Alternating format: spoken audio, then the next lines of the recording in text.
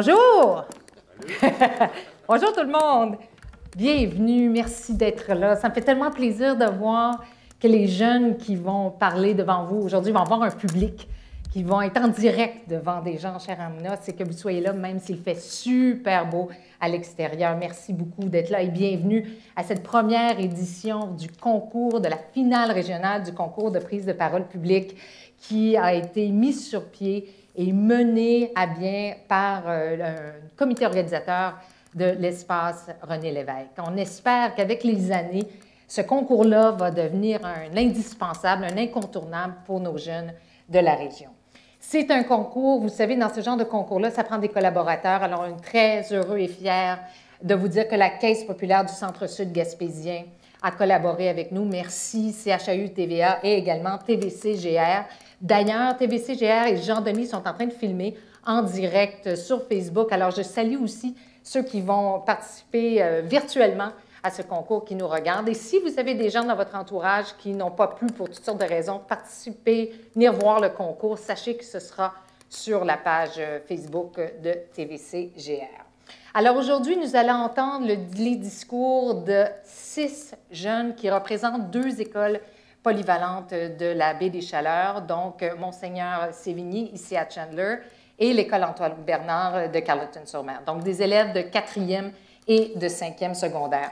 Ils sont tous les 6 en coulisses, mais je sais qu'ils nous regardent, qu'ils nous écoutent. Alors je veux leur dire que nous sommes extrêmement fiers qu'ils aient accepté, choisi de participer à ce concours-là.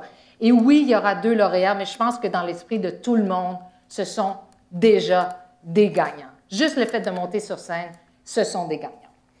Sans plus tarder, parce que de la fébrilité en coulisses, je vous le dis, je vais inviter le président du conseil d'administration de l'espace René Lévesque, M. Gaétan Lelièvre, à venir prendre la parole. Gaétan.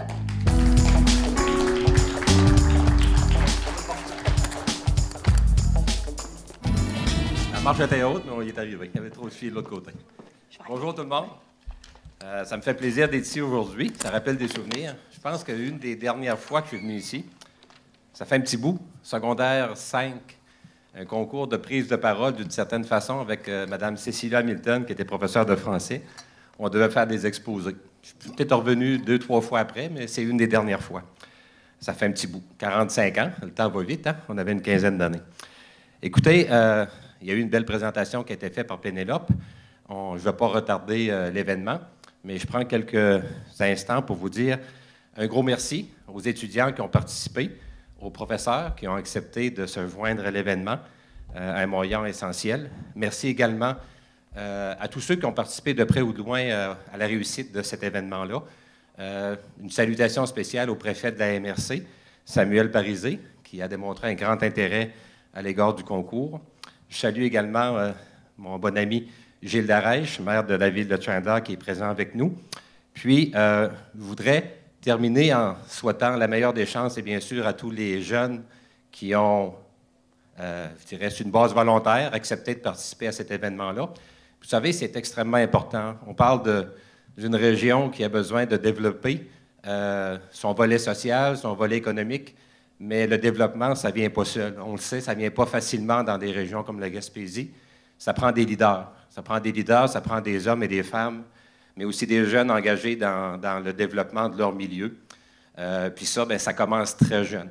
Il faut développer ça souvent là, dans la famille, mais assurément à l'école. Puis c'est un peu ce qu'on voulait faire avec l'événement là, qui est à sa première mouture cette année. On veut susciter l'intérêt des jeunes de s'impliquer pour des causes qui sont importantes à leurs yeux. C'est à eux de choisir leur cause, mais quelqu'un m'avait dit il y a longtemps, j'étais étudiant, soyez pour, soyez contre, mais ne soyez jamais indifférent. Puis je pense qu'il y a un brin de vérité là-dedans. Donc, c'est important de préparer cette belle relève-là. Puis en terminant, je voudrais dire un gros merci au comité organisateur de notre conseil d'administration. Vous savez, l'espace René Lévesque, c'est une jeune organisation. Le musée René Lévesque, qui est situé à New Carlisle, a ouvert ses portes en 2018. Puis ça, c'est né là, de l'initiative, puis de l'effort de beaucoup de bénévoles, de nombreuses personnes de Québec, de Montréal, de la Gaspésie, qui ont travaillé ensemble, qui ont dit on doit commémorer, je dirais, le souvenir de ce grand Gaspésien, de ce grand Québécois qui est René Lévesque. Donc, il y a des gens qui ont passé avant nous, qui ont été des pionniers. Puis, le conseil d'administration aujourd'hui est composé d'une dizaine de personnes. On poursuit cette œuvre-là en animant l'espace René Lévesque. Puis, il y a un sous-comité qui a travaillé sur l'événement d'aujourd'hui. Tout ça, c'est important de le mentionner. C'est venu de l'idée d'un de nos administrateurs, le plus jeune de l'équipe, David Boulet, que je tiens à remercier pour d'abord d'avoir conçu ce scénario-là, de nous l'avoir proposé, puis d'avoir convaincu le conseil d'administration d'embarquer. Puis avec lui, il y avait un comité, bien sûr, pour le supporter, Pénélope Garon, que vous avez rencontré tantôt, Hélène Leclerc, Lise Bernatchez, puis quelques autres personnes qui ont donné un coup de main, mais ce sont les principaux administrateurs et administratrices là, qui ont permis là, de mettre en place ce qu'on va vivre comme expérience aujourd'hui. Donc, on souhaite la meilleure des chances à tous les participants et participantes. On espère que l'an prochain, on va être encore au rendez-vous. Puis, bravo pour la relève de demain. Merci. Bonne journée. Merci. Merci, Gaétan. Et je suis contente qu'il m'a présenté parce que j'ai oublié la base quand on prend la parole en public. Je ne me suis pas présentée. Donc, Pénélope Garon, puis je suis ici pour animer, puis ça me fait plaisir d'être ici. Et effectivement, je fais partie du comité organisateur de ce magnifique concours de prise de parole publique. Vous savez, depuis le début, on a eu un engagement vraiment noté de la polyvalente de Chandler. Donc, sans plus tarder, j'inviterai son directeur, M. Jasmin, à venir vous adresser la parole, à vous dire quelques mots, s'il vous plaît. M. No.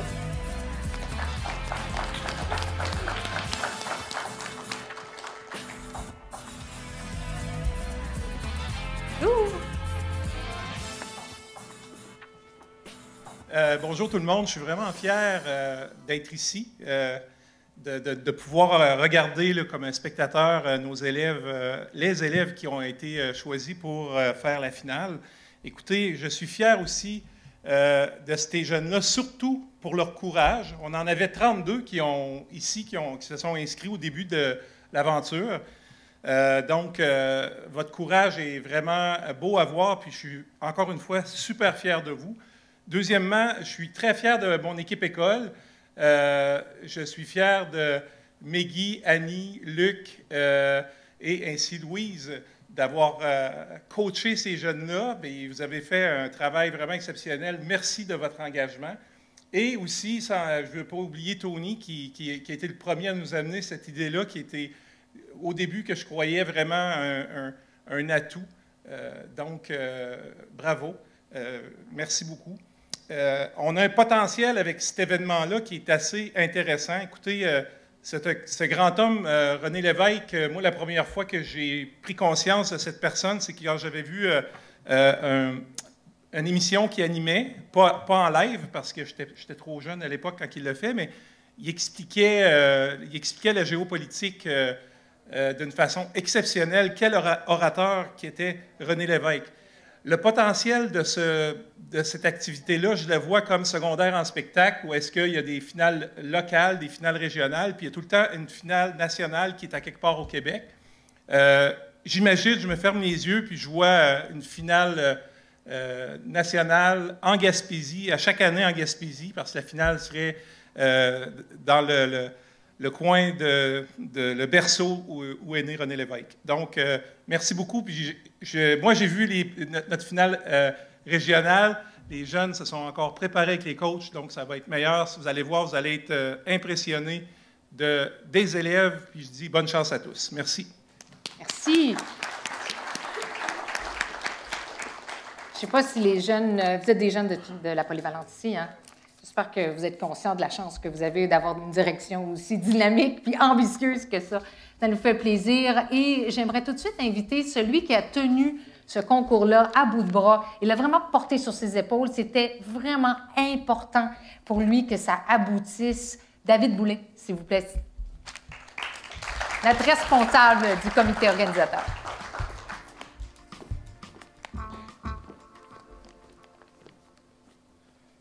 Oui, bonjour. Porté à bout de bras, mais il y avait beaucoup de bras, je pense, qui étaient impliqués. Beaucoup de choses ont été dites dans les 2 dernières allocutions. En fait, plusieurs choses que j'aurais dites moi-même puis que je ne répéterai pas. Je vais me contenter de saluer le courage puis l'effort des jeunes dans cette implication-là. C'est des habiletés qui vont vous suivre toute votre vie. Puis plus tôt on commence à les développer, mieux on devient, en fait, là, dans notre vie personnelle et professionnelle, premièrement. Puis deuxièmement, je peux pas m'empêcher de féliciter encore là, les efforts de tous les collaborateurs dans les polyvalentes, les enseignants, Tony Langlois, Jonathan Bugeaud, à l'accompagnateur Vincent Deschaines à Carleton, les collaborateurs dans chaque école, ici à Chandler, puis les personnes impliquées dans le milieu, Nadia Binassian, Samuel Parisé, Mathieu Lapointe, maire de Carleton, Pascal Alain, ce sont tous des gens qui ont apporté leur contribution pour finalement que ça culmine dans l'événement d'aujourd'hui. Donc, c'est l'ensemble de ce que j'ai à dire. Je vais finir en disant, Tony, tu avais parlé d'une chanson des Cowboys fringants. Quand tu as fini ton allocution, je vais utiliser la même technique. On a mis quelqu'un au monde, on devrait peut-être l'écouter. Ça fait encore plus longtemps, mais c'est encore d'actualité. Donc, jeunes d'aujourd'hui, leaders de demain, la parole est à vous. Merci. Merci.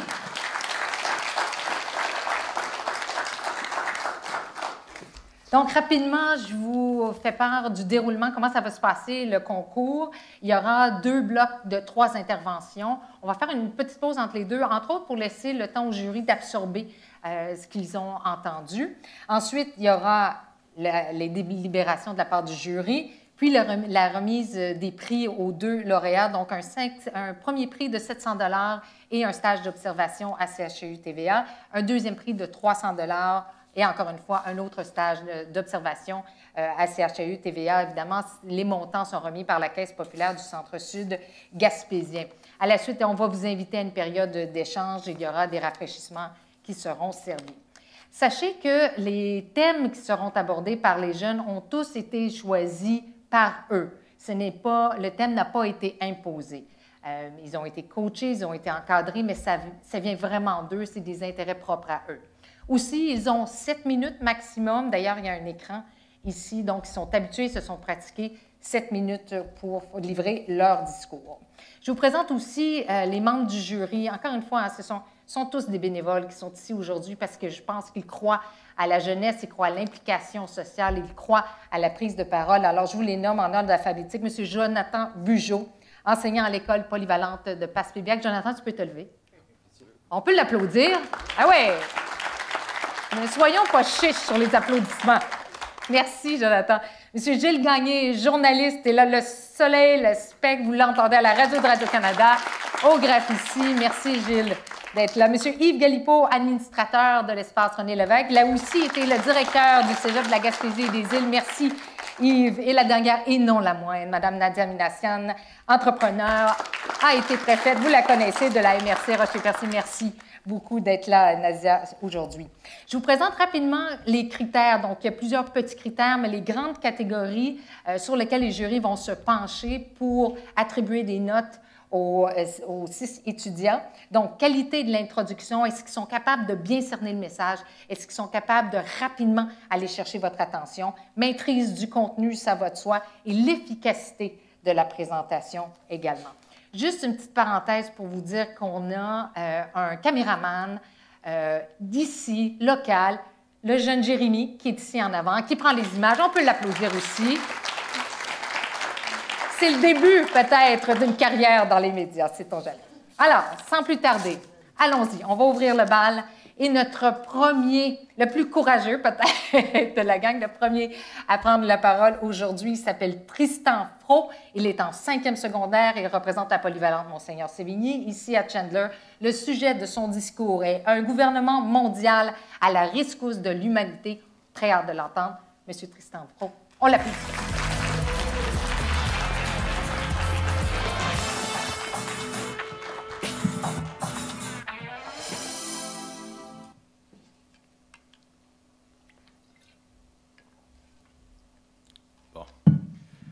La direction que prend le monde actuellement me fait extrêmement peur.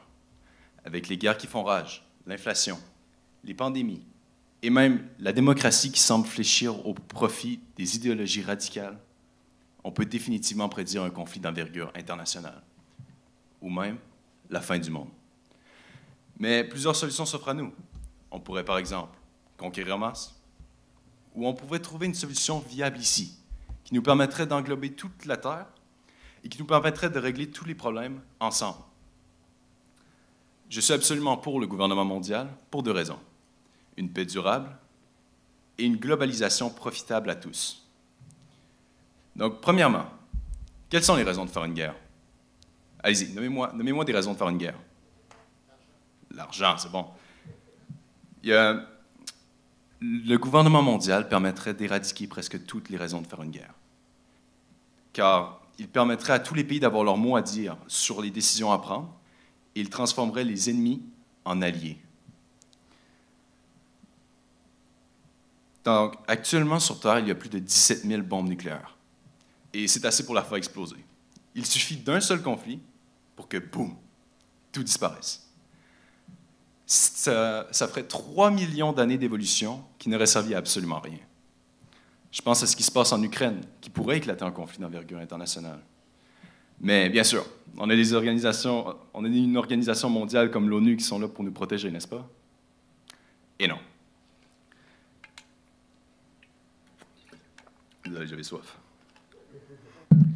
Donc, Zelensky, le président de l'Ukraine, dit dans l'un de ses discours, « Mais où est la sécurité que l'Union nationale de sécurité nous promet? » Dans le même discours, il critique la première ligne de la charte de l'Union nationale, qui dit que leur rôle est de faire en sorte que la paix perdure dans le monde.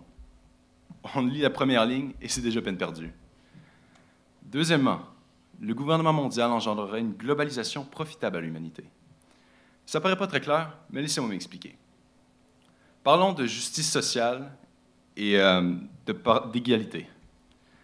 Le PIB moyen en Afrique est de 3 500 $ par habitant, alors que celui en Amérique du Nord, 48 000 $.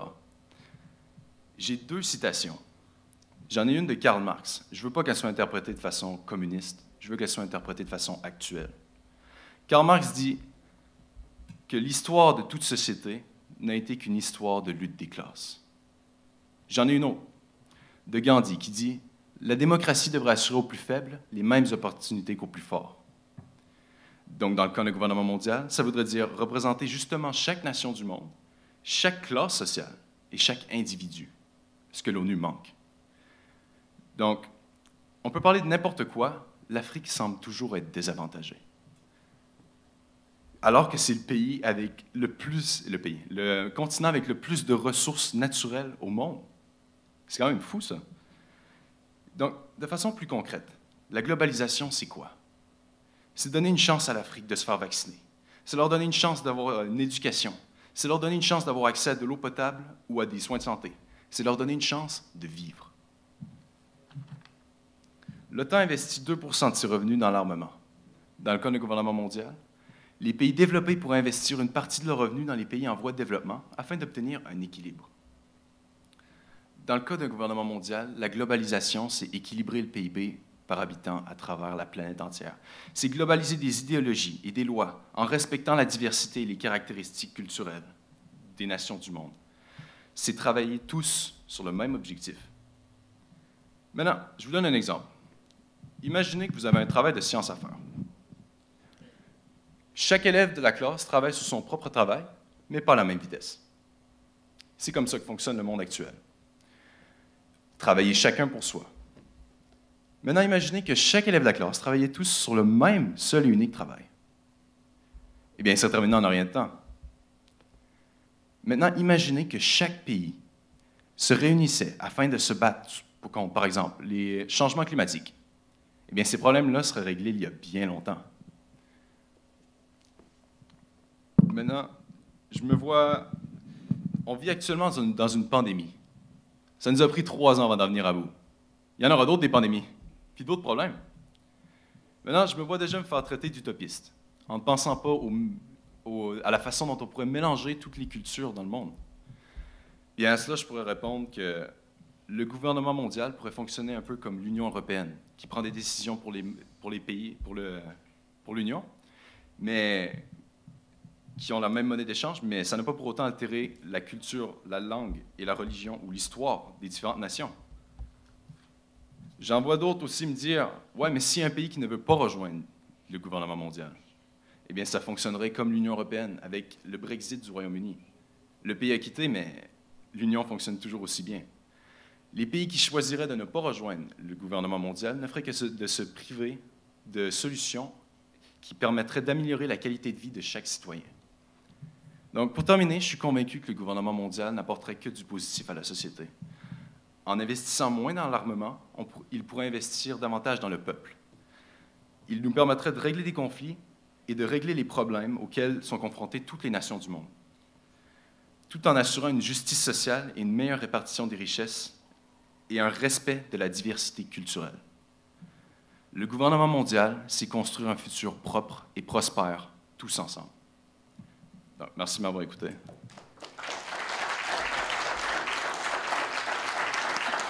Tristan Frot, mesdames, messieurs, premier de ces courageux jeunes qui vont prendre la parole. Merci beaucoup.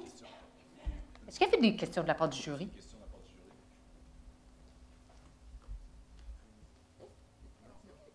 C'était clair. Comme l'eau de roche. Merci, Tristan. Bravo.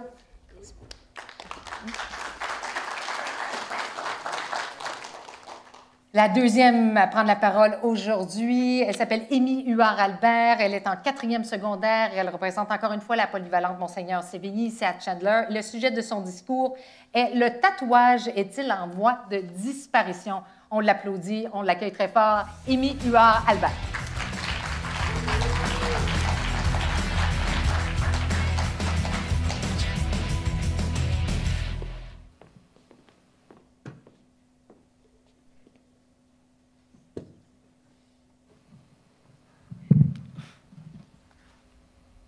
Bon, eh bien, bonjour tout le monde.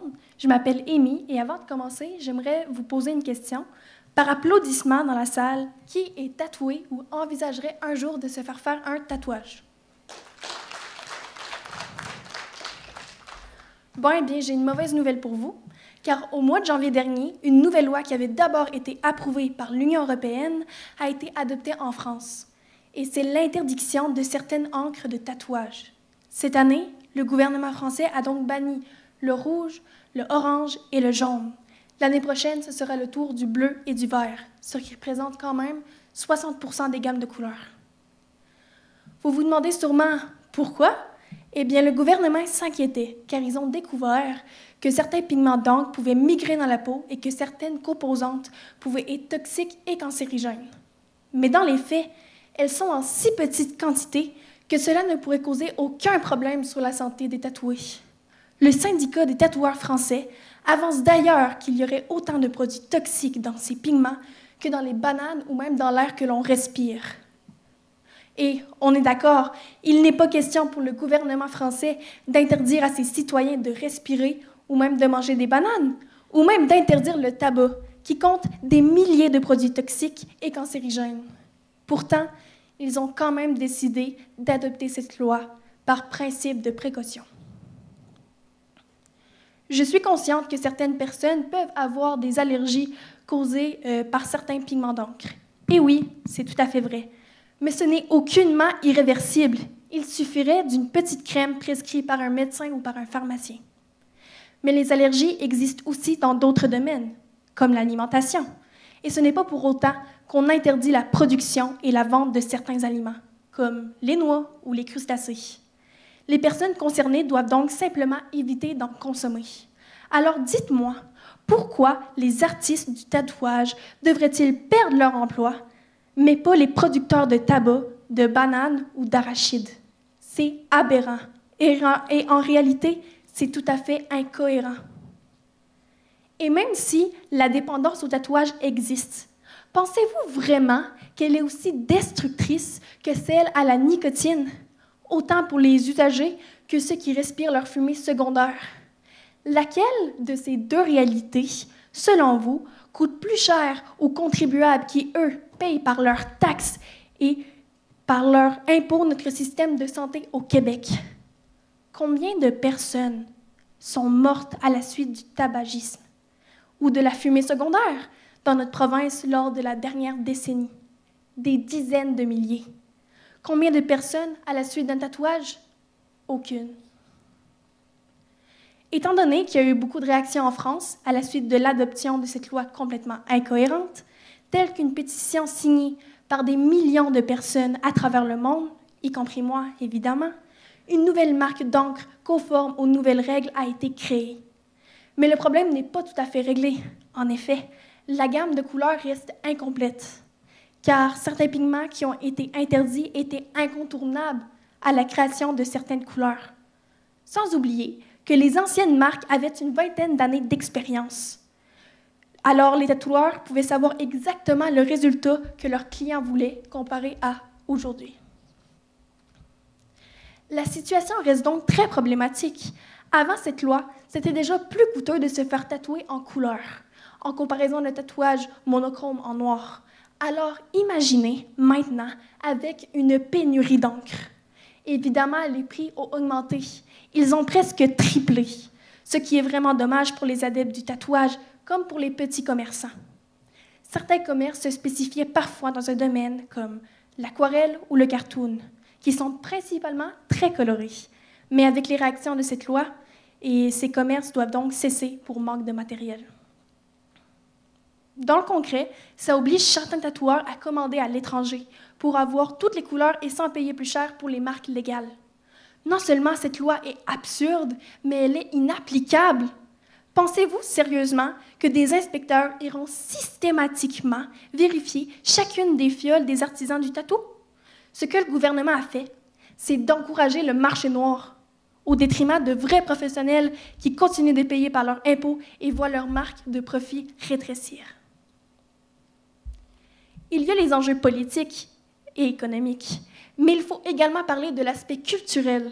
Saviez-vous que le tatouage est pratiqué par diverses cultures sur tous les continents et que pour certaines d'entre elles, cette pratique rituelle remonte à la préhistoire? Alors, cette loi risque de s'étendre et pourrait ruiner des pratiques spirituelles millénaires.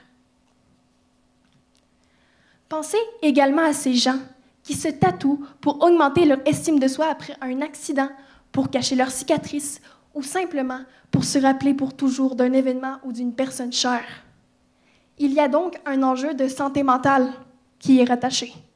Par exemple, pour une dame qui décide de se faire tatouer après l'ablation d'un sein suite à un cancer.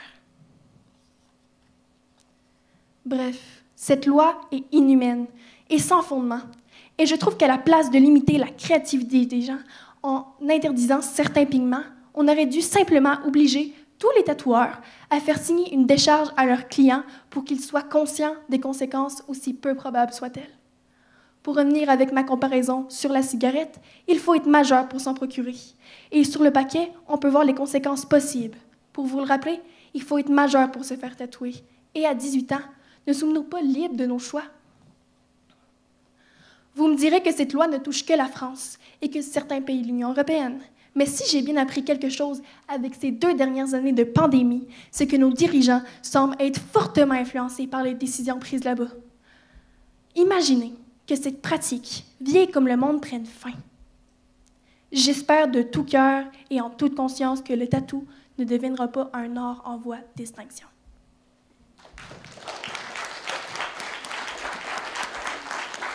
Émy Huard-Albert et sa fougue! Merci, Émy. Y a-t-il des questions de la part du jury? Je vais toujours vous le demander si vous avez des questions à poser. Ça va pour tout le monde? Yes! Très clair. Merci beaucoup, Émy. Merci infiniment.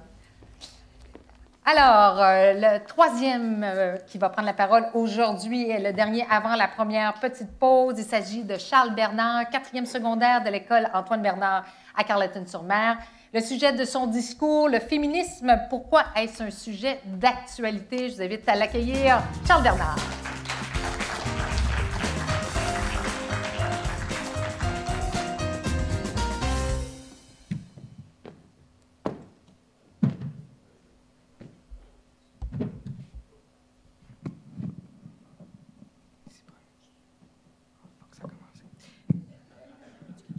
Bonjour tout le monde, je m'appelle Charles Bernard et aujourd'hui, je vais vous présenter pourquoi le féminisme est encore essentiel dans notre société. Donc, c'est peut-être un choix de sujet étrange pour moi, étant donné que je suis un homme, comme vous avez pu remarquer. Mais en fait, dans la vie, j'ai beaucoup d'amies filles et souvent, on sort le soir... Je suis désolé. on sort le soir ensemble et on revient souvent à pied. Puis mes amis ont une grande insécurité à revenir à pied, donc je dois toujours les accompagner. Et ça m'est fait venir à la question sur est-ce que notre société est égalitaire pour les hommes et pour les femmes? Et je suis venu, suite à plusieurs recherches, à la conclusion que non. Donc, pourquoi, en fait, maudit micro. En fait, les femmes doivent continuer de faire face à plusieurs comportements misogynes de la part des hommes. La culture du viol, les violences sexuelles sont encore présentes dans notre société, puis la place de la femme est encore rabaissée. Alors, pour mettre en contexte, je fais une définition du féministe. En fait, c'est un ensemble de mouvements et d'idées philosophiques qui partagent un but commun, définir, promouvoir et atteindre l'égalité politique, économique, culturelle et sociale des femmes. Alors, pour contrer quelques stéréotypes, il n'y a aucun aspect de supériorité dans le féminisme. Alors, maintenant, je vais entrer plus en profondeur dans les aspects. Donc, la place de la femme dans la société est encore rabaissée. Seulement 19,4% des conseils d'administration, en fait, sont des femmes. Dans un conseil, il y a seulement 19,4% de femmes. Sinon, il y a seulement une femme première ministre qui a été élue démocratiquement au Québec. Puis au Canada, il n'y en a aucune qui a été élue par la démocratie. Et j'ai aussi une étude de Radio-Canada qui a prouvé qu'une femme députée aurait 50% de moins de chances de se faire élire uniquement à cause que c'est une femme. Ensuite, il y a le débat à l'avortement qui a fait les manchettes la semaine dernière. La Cour suprême des États-Unis a décidé, va probablement décider d'abolir le droit constitutionnel à l'avortement. Et puis, ça, c'est très problématique parce que ça ne prend pas en compte la situation psychologique, juridique ou financière de la femme. Et ça pourrait les mettre dans des situations horribles. Et même si c'est juste aux États-Unis, puis on dit qu'au Canada, on ne peut pas être atteint par ça, même en ce moment, on a un gouvernement très progressiste au niveau de l'avortement au pouvoir au fédéral, mais le premier parti d'opposition, qui est le Parti conservateur, se range extrêmement vers la droite. Et si un jour ils reprennent le pouvoir, il n'y a rien qui va les empêcher d'abolir ce droit-là. Alors, c'est un enjeu qu'on devrait collectivement s'engager pour pas que ça arrive. Ensuite, il y a l'équité salariale qui n'a toujours pas été atteinte. Pour chaque dollar qu'un homme ferait, une femme ferait 74 cents. Si on relativise la chose, pour un salaire de 100 000 une femme se ferait 74 000 c'est 26 000 de différence, c'est énorme. Puis, sinon, il y a aussi la culture du viol et la violence sexuelle qui est très présente dans notre société. Des comportements banalisant le viol, il y en a plusieurs. C'est à chaque fois qu'on va décider de discréditer une victime à cause de ce qu'elle portait ou de ce qu'elle buvait. Aussi, c'est qu'on va suggérer à la victime de ne pas porter plainte contre un homme parce que ça va ruiner sa vie. C'est comme ça banalise extrêmement l'acte du viol et ça n'aide pas les victimes à vouloir porter plainte par la suite. Il y a ONU Femmes qui a fait une étude qui prouverait qu'au Royaume-Uni, 97% des femmes de 18 à 24 ans auraient vécu du harcèlement sexuel une fois dans leur vie. C'est pratiquement la totalité et c'est très problématique, surtout sachant que la Grande-Bretagne, c'est un pays qui ressemble un petit peu au Canada, question de développement.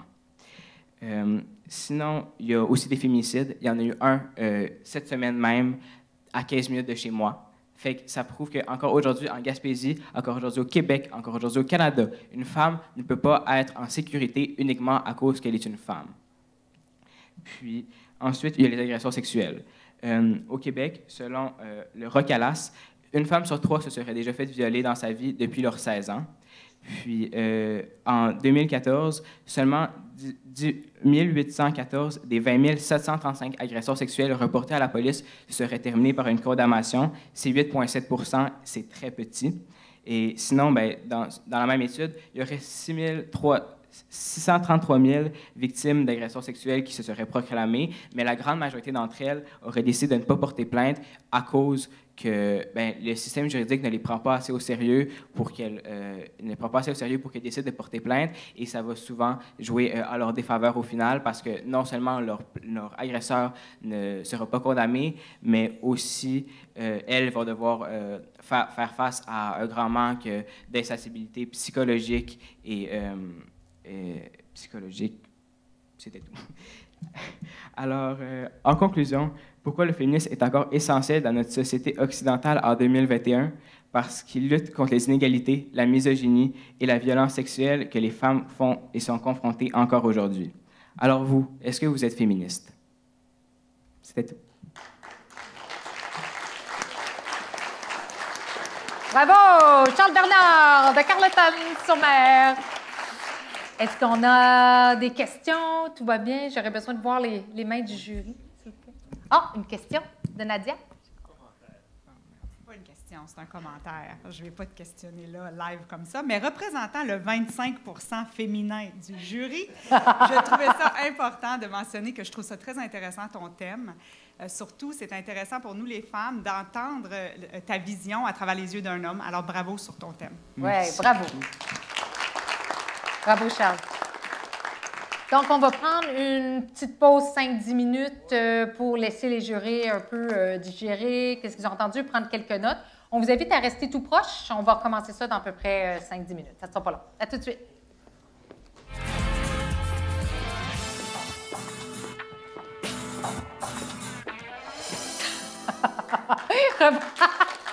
Mais merci. Merci. Merci d'être de retour. On est de retour avec vous. Le jury est installé et prêt pour cette deuxième portion. C'est 3 interventions encore qu'on va entendre avec grand plaisir. Moi, je ne sais pas vous, mais j'écoutais les jeunes parler, puis ça me donne vraiment espoir en l'avenir. Je veux dire, il y a du talent en Gaspésie, il y a de la réflexion, c'est vraiment le fun. Merci aux gens de Chandler de nous accueillir. Merci de les avoir accompagnés aussi de la façon que vous l'avez fait. Je parle de tout le monde, autant la direction de l'équipe école, Tony aussi, merci beaucoup. Donc, la prochaine, Léane Leblanc, 4e secondaire de la polyvalente Monseigneur Sévigny, ici à Chandler. Le sujet de son discours, la liberté d'expression, le pilier de nos démocraties occidentales. Très hâte d'entendre ça. On l'applaudit. Léane Leblanc, mesdames, messieurs.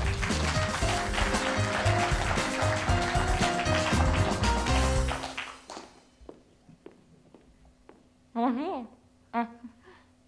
Pardon, désolée. Bonjour. C'est vrai, je ne suis pas encore bâillonnée et je suis encore libre de m'exprimer.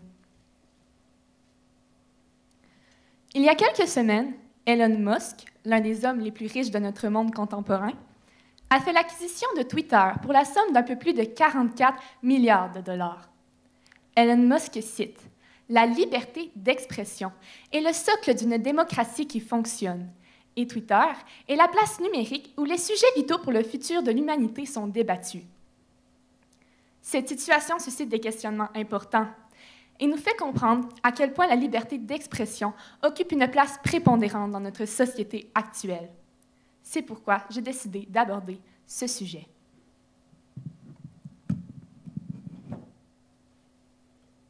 Parce que si nous pouvons librement participer à ce concours de prise de parole aujourd'hui, c'est grâce à un droit à la base de tous les autres, celui garantissant à tout individu la liberté d'expression.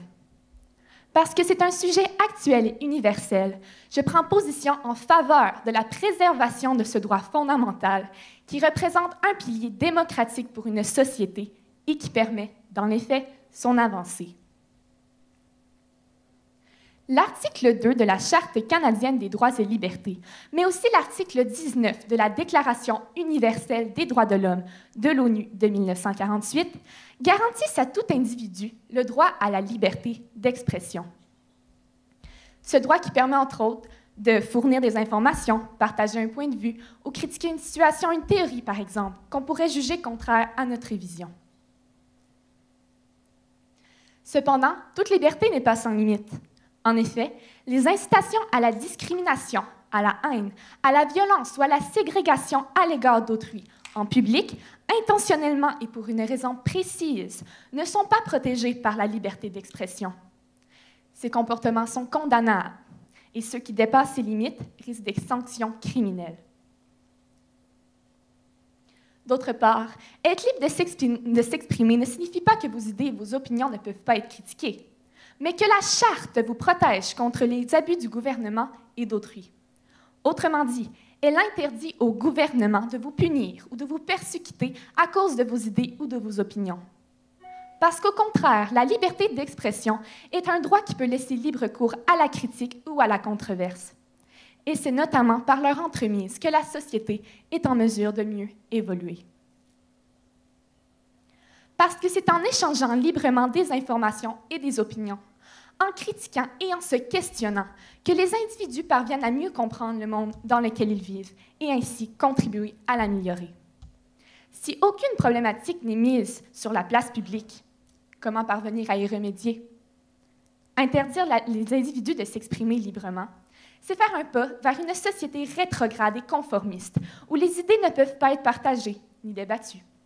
Bref, c'est vivre dans un régime totalitaire et antidémocratique. Prenons par exemple l'Arabie saoudite, un des 8 pays n'ayant pas signé la Déclaration universelle de 1948 et où les droits et libertés sont clairement brimés. Vous avez sûrement entendu parler de Raif Badawi, qui vient tout juste de sortir de prison. C'est un blogueur qui a lutté pour le droit des femmes et qui avait ouvert un site pour la libération religieuse. Eh bien, en fait, Raif Badawi, il a été accusé d'insulte à l'islam et a été condamné à 1000 coups de fouet et 10 ans de prison. Et le pire dans tout ça, c'est que son avocat aussi a été condamné. On dit aussi que la liberté d'expression représente inévitablement le fondement de toute démocratie. On juge que la société dans son ensemble se porte mieux si toutes les idées peuvent être débattues. Même les idées bizarres, même les théories décourageantes d'un mononcle en fin de soirée, vous en connaissez probablement. En fait, surtout les idées non fondées, parce que si on n'en parle pas et qu'on en fait des tabous, ces idées-là ne pourront jamais être réfutées et risquent alors de se répandre et devenir encore plus populaires ou même virales. Je crois que notre société a grandement évolué positivement au cours des dernières décennies. Nous n'avons qu'à penser au racisme systémique qui est maintenant dénoncé, alors qu'il était encouragé et encadré par des législations au siècle dernier. La loi sur les Indiens n'est pas encore chose du passé, mais les gens réalisent maintenant ce que les Autochtones ont pu vivre dans les pensionnats, ce qui ouvre la voie à la réconciliation avec les Premières Nations, grâce à la liberté d'expression. Le Canada est un pays démocratique et on pense être à l'abri. Mais n'oublions pas que seulement 14% des pays, regroupant moins de 9% de la population mondiale, sont des démocraties à part entière. Je ne suis pas en train de dire que le Canada ne sera plus un pays démocratique, mais qu'il ne faut jamais prendre ce genre de situation pour acquise et qu'il est important de réaliser que, selon plusieurs indicateurs, nous vivons une récession démocratique. Et la démocratie, elle repose sur la liberté d'expression. L'Institut international pour la démocratie et l'assistance électorale, l'IDEA, donne un bon exemple de cette situation. En effet, on confirme que les États-Unis font pour la première fois leur entrée dans la liste des pays où la démocratie recule. Personnellement, ce sujet me touche parce que je refuse de vivre dans un monde où les droits et libertés seraient bafoués. Un monde dans lequel la liberté d'expression, la liberté de presse, la liberté d'association et la liberté de religion sont brimées. Parce que si la tolérance a pu se répandre aujourd'hui dans nos sociétés occidentales, comme Voltaire le souhaitait, c'est qu'il a d'abord pu la revendiquer en s'exprimant librement. Comme on l'a soulevé, la liberté d'expression est primordiale puisqu'elle représente un pilier démocratique pour une société et qu'elle permet son évolution.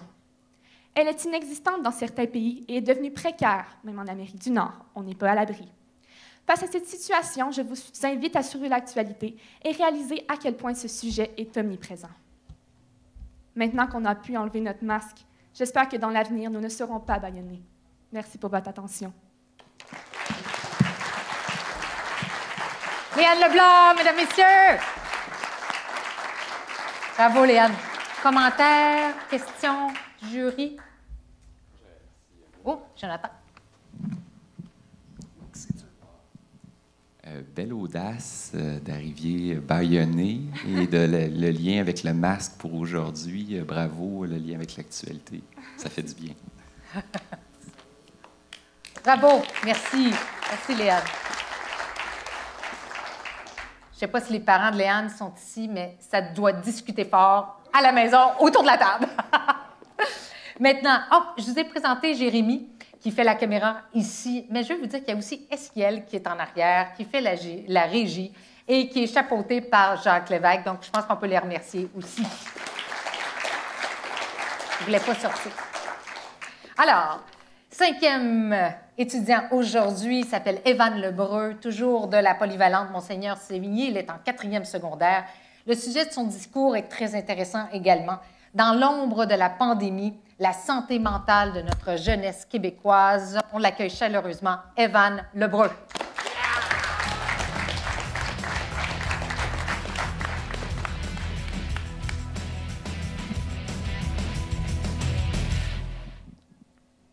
Bonjour à tout le monde dans la salle. Mon sujet pour cette prise de parole sera sur l'importance de la santé mentale dans notre société actuelle. Pour commencer, je demanderai à tout le monde dans la salle de se lever. Levez-vous. Maintenant, regardez-vous tous. Regardez-vous, toute la gang. Vous pouvez vous rasseoir. Maintenant, dites-vous qu'une personne sur 5 ici présent va être touchée à un moment de sa vie par un problème de santé mentale, soit 20% de la population du Québec va être touchée à un moment de sa vie par un trouble de santé mentale. Puis, moins de la moitié de ces personnes-là vont aller consulter un professionnel de la santé. Bien là, une question qu'on peut se poser, mais c'est quoi une bonne santé mentale? Une bonne santé mentale, via l'Organisation mondiale de la santé mentale est un état de bien-être constant. C'est qu'une personne est capable de surmonter les épreuves du quotidien assez facilement. Puis si on veut attaquer des gros problèmes comme par exemple le réchauffement climatique ou même la guerre en Ukraine ou tous les problèmes cités auparavant, il faut une bonne disposition mentale pour le faire. Puis comme a déjà dit Mike Horn, avoir un mental 100% positif est la clé de toutes les victoires.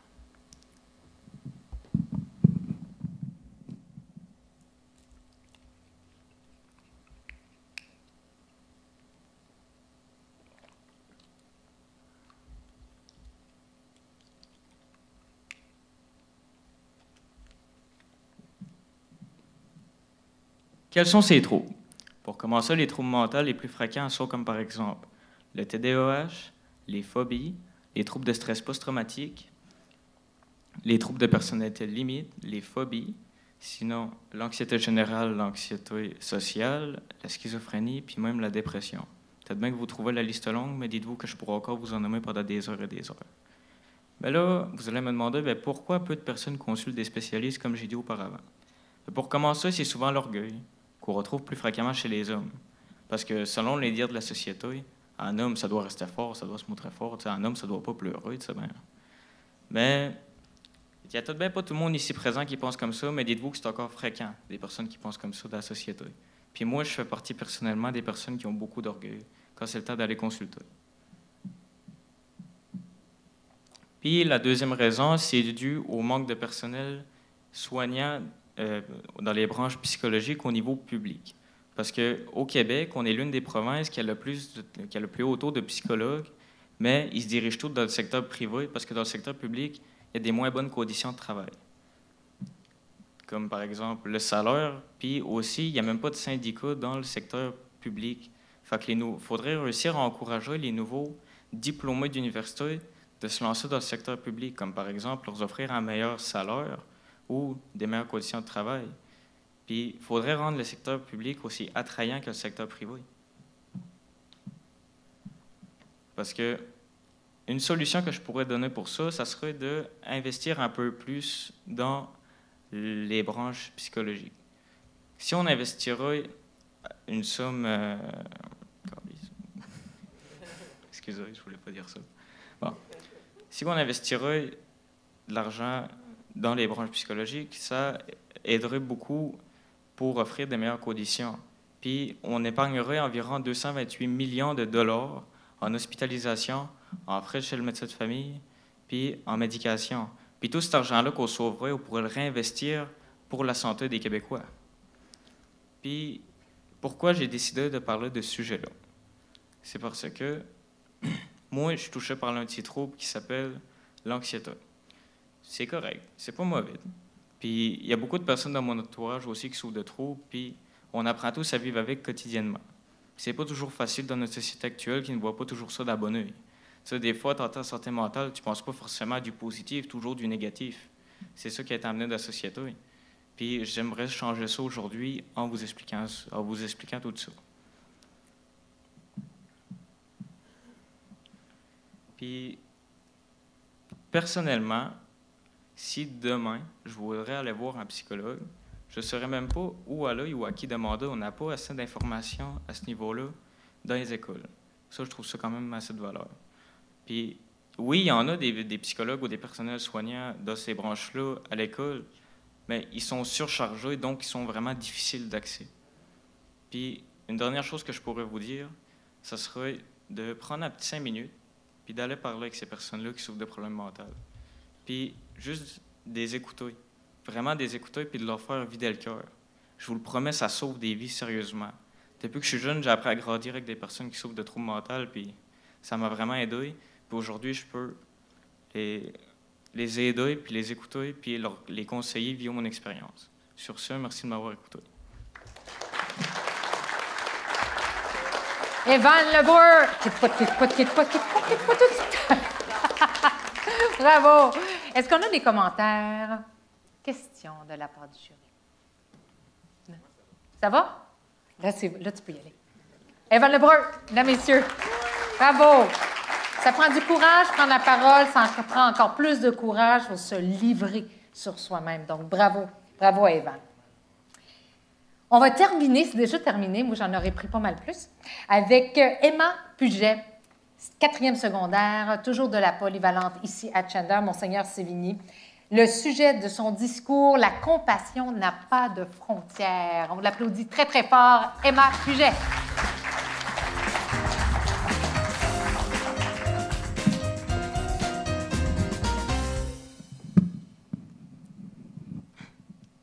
Vous avez sûrement déjà écouté un film d'horreur, eu peur et fermé la télé. Eh bien, le gouvernement a choisi de faire pareil. Mais le gouvernement a oublié une chose. La réalité, elle, ne peut pas être éteinte. Nous sommes tous au courant de la situation actuelle en Ukraine. Je parle bien sûr de la guerre, qui fait des ravages depuis bientôt 3 mois. C'est pourquoi je pense que le gouvernement fédéral devrait assouplir les règles liées à l'arrivée des immigrés de guerre au Canada. En effet, nous avons des moyens financiers, de la sécurité et du temps à leur offrir, et aucun souci à se faire au niveau de l'intégration. Notre pays est plein de ressources, alors utilisons-les. Avez-vous déjà eu l'impression que vous étiez au travail depuis des heures et des heures? Ou peut-être que votre cours ne finissait pas, tellement que vous auriez aimé vous enfuir? Alors imaginez comme le temps doit être long, entouré par les cris, les pleurs et les bruits de bombes qui détruisent des bâtiments. C'est ce que vivent les Ukrainiens en ce moment. Chaque seconde peut leur coûter la vie. C'est pourquoi je pense que nous devrions les faire venir ici, au Canada, et qu'ils devraient remplir leurs papiers sur place. Ce serait plus sécuritaire pour eux. Aussi, les papiers d'immigration sont souvent très complexes à remplir. Ils pourraient donc recevoir de l'aide. Aussi, question sécurité, nous pourrions en profiter pour vérifier leurs antécédents judiciaires dès leur arrivée au pays, ce qui assurerait une sécurité pour tout le monde. Comme l'a dit Anne Frank, qui a elle-même vécu les horreurs de la guerre, il ne faut pas attendre une seconde pour commencer à changer le monde. Aussi, en tant que Canadien, ou même Québécois, vous êtes sûrement déjà senti fiers de notre pays, une terre d'accueil qui ne regarde ni la couleur de peau, ni les cultures.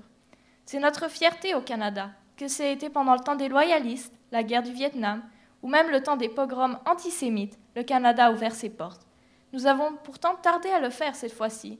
Vous l'ignorez peut-être, mais le premier avion en partance du Canada pour l'Ukraine pour ramener des civils partira le 23 mai.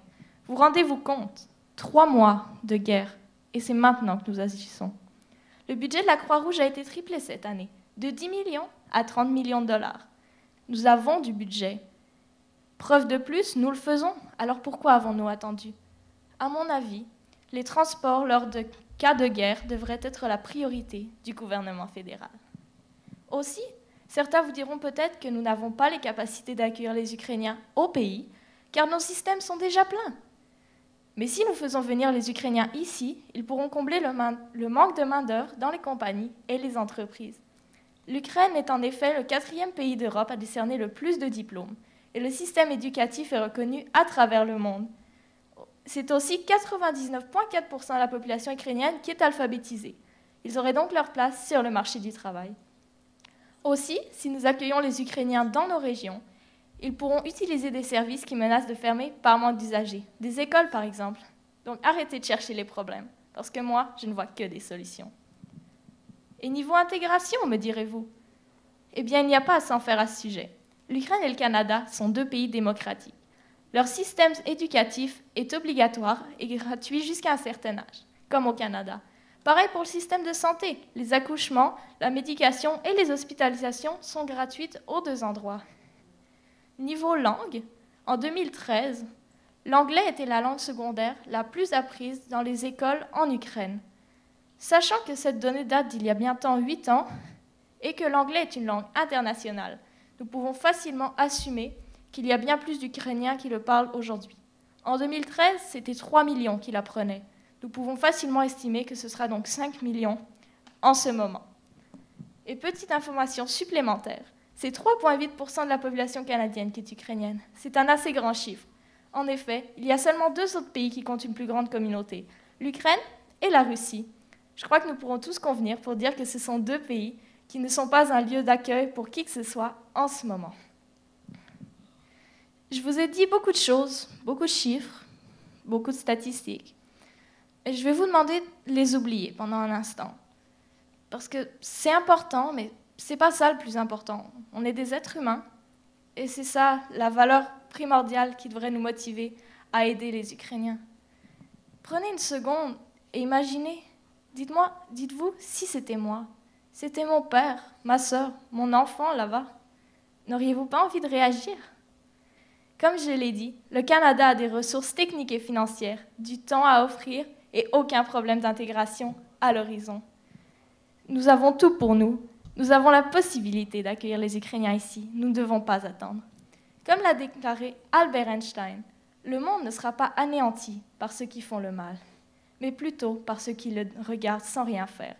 Alors n'attendons plus. La compassion n'a pas de frontières. Emma Puget! Bravo! Bravo, Emma. On sent les épaules, hein? Après.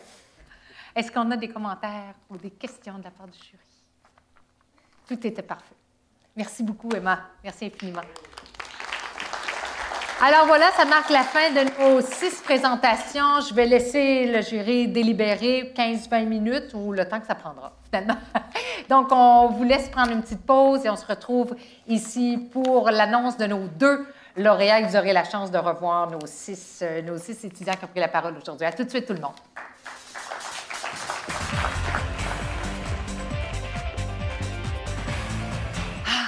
Madame, messieurs, les jurys sont là. Êtes-vous fébriles? Autant que moi? Autant que ceux en arrière? Ils ont très hâte de venir vous voir. Je vais tout de suite les inviter, nos 6 étudiants participants. Tristan, Amy, Charles, Léane, Evan et Emma. Vous pouvez vous installer ici. On vous voit tous et toutes. C'est bien, on n'a plus besoin de penser de distanciation. Ça fait du bien. On leur voit la face. Donc, le jury a nommé sa porte-parole, Nadia Minassian. Donc, Nadia, je t'invite à venir, ainsi que Louise David de la Caisse populaire du Centre-Sud gaspésien. S'il vous plaît, Louise. Est-ce qu'elle est là, Louise? Elle a quitté son siège? Non. On espère qu'elle n'est pas partie trop loin. En coulisses. Est-ce que Louise est en arrière dans les coulisses? Est-ce qu'il y a quelqu'un qui peut lui faire un petit coucou? Oh. Elle s'en vient! Louise David, mesdames, messieurs, on l'applaudit! Je vais t'inviter à venir sur scène, Louise, pour la remise des prix. J'en profite pour remercier chaleureusement la Caisse populaire du Centre-Sud gaspésien pour leur don important. Est-ce que tu veux le micro à main? Oui. Tu vas le prendre là? OK. Moi, ça fait longtemps que je n'ai pas pris la parole. Ah! Je suis gênée. Donc, Nadia, on va commencer avec le 2e prix. Oui. Alors, qu'est-ce qui a fait en sorte que cet étudiant remporte le 2e prix? Parfait. Je vais vous faire attendre un petit peu parce qu'il y avait quelques petites choses qu'on s'était dit au courant des délibérations qu'on trouvait important de mentionner. Premièrement, C'est une première année. Et avoir la qualité de ces interventions-là, on pense que c'est vraiment quelque chose qui doit continuer, qui doit devenir éventuellement régional et national, si on peut le faire, parce que vraiment, c'est extraordinaire de laisser la parole aux jeunes. Les sujets nous ont épatés comme jury. On trouvait que c'était des sujets de qualité. Et on s'est fait une petite mention spéciale aussi, mais je vais laisser mes collègues tantôt parce qu'ils aimeraient ça aussi apporter un petit point de vue tantôt. Certainement. Alors, moi, je vais commencer, par exemple, avec les prix. Je vais commencer avec le deuxième prix. Et ça a été très difficile comme décision. C'était une job ingrate, comme disait M. Galipeau. Il fallait qu'on prenne des décisions, puis c'était tous des gagnants à nos yeux. On est allé vraiment, avec la grille de sélection, ce qu'on voyait, c'est qu'il y avait du pointage pour le contenu et aussi pour la forme et la présentation. Oui. Alors, pour le sujet, pour le contenu qui a été livré, pour la force de l'argumentaire, le deuxième prix, Mme Emma Puget. Bravo! Je vais venir ici avec Louise. Je vais me dire de ce côté-ci. On va prendre une photo. Est-ce que c'est David qui se charge la photo? Ah oui. David est juste là.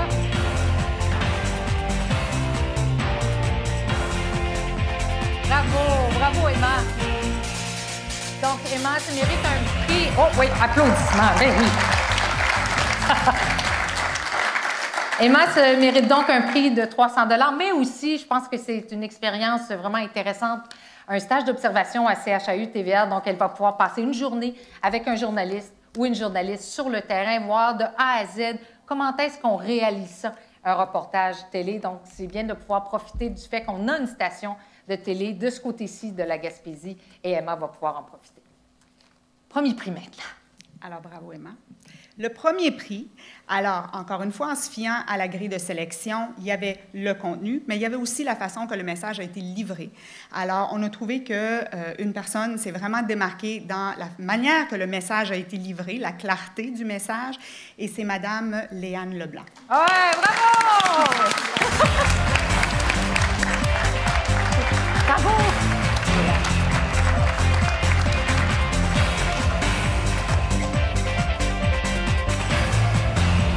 Regardez David ici, là, qui se fait discret, mais il est juste là. Bravo! On sera ici. Ensuite, s'il y a des parents, des membres de la famille qui veulent prendre d'autres photos, là, on pourra se rendre disponible. Je pense qu'il y a des membres du jury qui aimeraient prendre exactement. la parole. Ben oui! Je ne voulais pas tout dire parce que je sais que les membres du jury auraient aimé eux aussi contribuer sur les observations qu'on a fait. Venez, on vous invite. Jonathan, Yves. Ah, vous restez là? Allô? Ah, ouais. Comme dans la voix. Okay.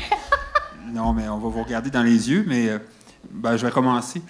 Moi, j'avais regardé les sujets dans le courant de la semaine, les sujets que vous avez abordés. J'étais très impressionné par la complexité, d'une part. Vous n'avez pas donné dans la facilité. Et ça inclut aussi un sujet qui pourrait sembler, de prime abord, plus léger, comme les tatouages, mais l'argumentaire était étalé. Il y avait des statistiques ou une recherche là, c'était vraiment, vraiment très bien. Je vous félicite pour et le choix des sujets et le courage que ça prend pour faire une recherche et présenter ça devant les gens. Vraiment, je suis bien impressionné. Je ne savais pas exactement dans quoi je m'embarquais en disant oui à Pénélope pour être sur le jury.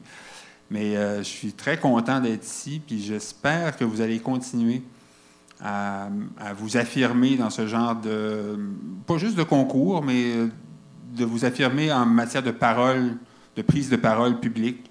Vous avez, dans les 6 cas, beaucoup de talent. Merci, Gilles. Bien, à mon tour de vous adresser à tous et toutes là, mes félicitations.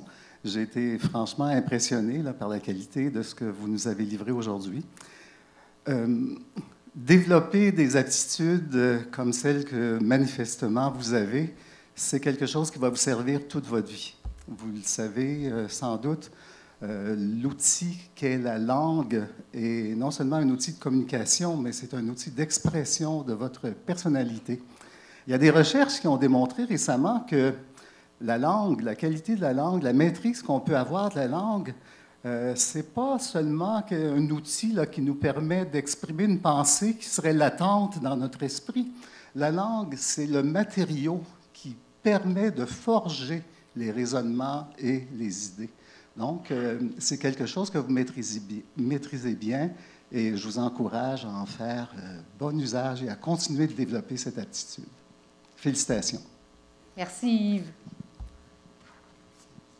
Il y a juste des gagnants, c'est ça? Oui, on avait oublié de le mentionner. Non, sérieusement, vous êtes des finalistes, mais vous avez passé à travers un beau processus depuis plusieurs mois. Et en tant qu'enseignant, en essayant d'encourager mes élèves à faire du parascolaire, je constate que souvent les activités sportives ont beaucoup la cote. Mais de voir que vous avez pris le temps, après l'école, du travail à la maison, pour faire de la recherche, un travail plutôt intellectuel, d'écrire du texte, de faire de la recherche, c'est moins commun un petit peu. Puis je trouve ça fantastique que vous avez eu une équipe de toutes les écoles qui vous a poussé, qui vous a embarqué là-dedans, que vous avez été motivé. À l'école, il n'y a pas juste du badminton, puis du théâtre, mais il y a aussi de la lecture, de la livraison, de la recherche, de la réflexion. Bien, pour ça, bravo, puis continuez, vous diversifiez la beauté de notre jeunesse. Merci. Bravo. Merci beaucoup.